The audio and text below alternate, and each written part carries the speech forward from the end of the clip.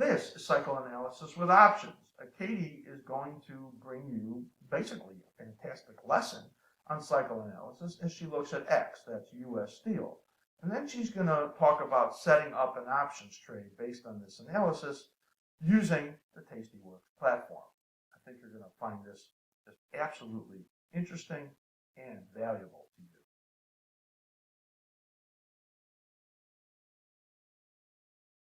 Hi, this is Katie with askSlim. Each week, our Level 4 Plus members have the benefit of being able to request analysis on two symbols of their choice.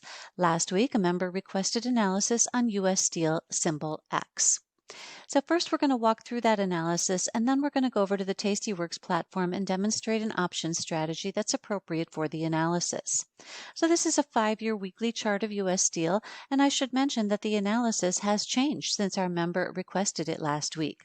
At that time, we had not had this week's bearish candle. Now, although on the weekly chart here, US Steel has not broken through this support zone or any significant levels, it has broken down on the daily chart, and I'll be showing you that momentarily.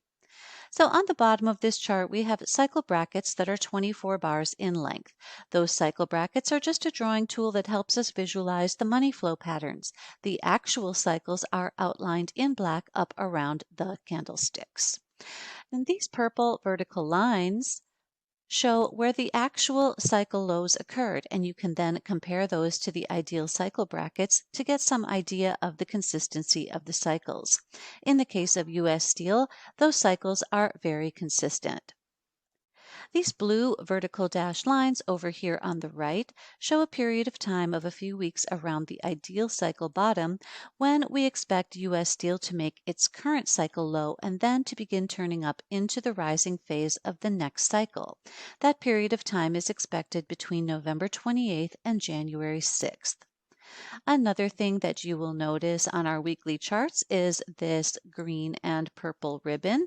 This is our proprietary reversal scout, and we use it to show momentum. Notice how it turns green shortly after a cycle low has formed. That helps us to confirm the new rising phase. Also notice how it turns purple shortly after we have formed a cycle peak.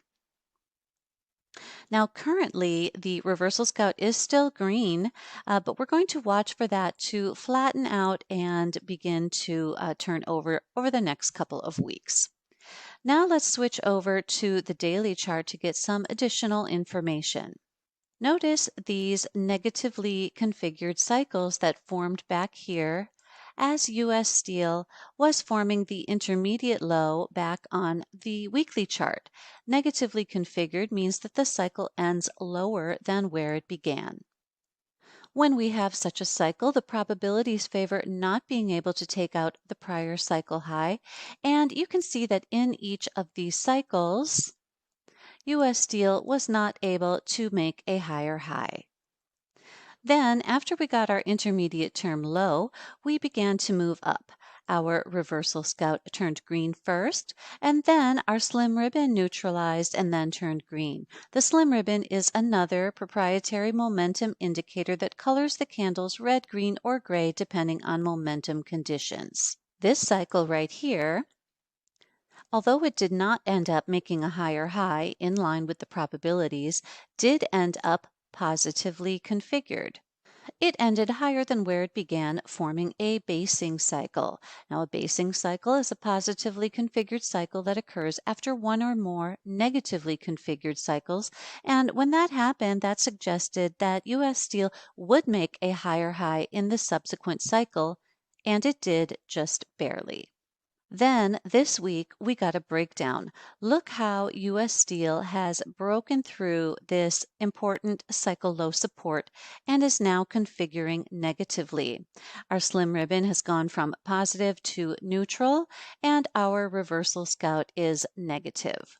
So what we're looking for here is for U.S. Steel to move generally lower into the daily cycle timing window, which runs from September 22nd to September 30th. It may, in the meantime, attempt another upside move, but we would expect these minor resistances to hold.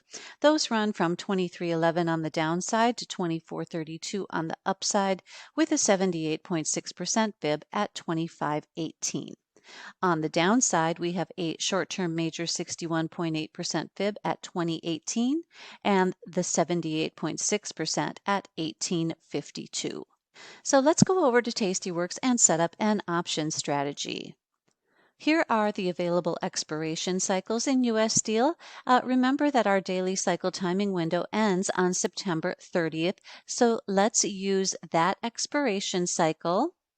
It has an implied volatility of 68% with an IV rank of 51.5. So high implied volatility suggests a short premium strategy. We're going to set up a skewed strangle skewed to the downside. Now, as far as our strikes, let's remember the levels that I mentioned when we were looking at the chart. The top of the resistance zone was at 24.32, and the major 78.6% fib on the downside was at 18.52. So let's try to cover those levels.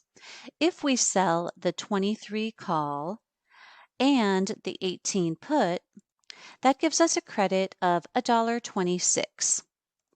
With that credit, our break-evens are at 24.26 on the upside and 16.74 on the downside. Now, of course, you can move your strikes around to suit your preference if you want to be more conservative or more aggressive. This trade uses approximately $258 in capital to put on.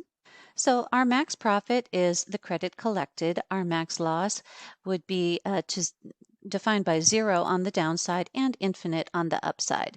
Our probability of profit is 66%. We pick up short deltas of 19.23 and a daily theta of about $4. Let's take a look at the risk graph.